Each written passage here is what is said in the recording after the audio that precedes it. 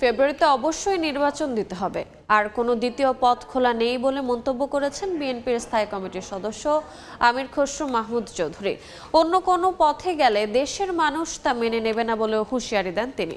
সকালে স্থানীয় একটি কমিউনিটি সেন্টারে বাংলাদেশ শিক্ষক সমিতি চট্টগ্রাম উত্তর জেলার ত্রিবার্ষিক সম্মেলনে কথা বলেন তিনি। খসরু বলেন, বাংলাদেশের মানুষ গণতন্ত্র চায়, নির্বাচন না চাইলে তাদের রাজনৈতিক দল বলার দরকার নেই।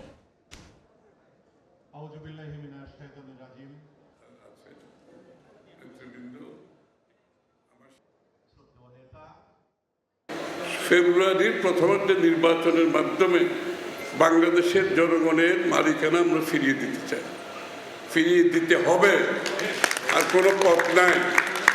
আর কোনো পথ গেলে সেই পথ বাংলাদেশের জন্য বিপদ ডেকে আনবে এবং বাংলাদেশের মানুষ সেটা গ্রহণ করবে না। বাংলাদেশের মানুষ একটা স্থিতিশীল বাংলাদেশ চায়, একটি সহনশীল বাংলাদেশ চায়, পরস্পর সম্মানবোধের দেশ চায়, গণতান্ত্রিক বাংলাদেশ চায়।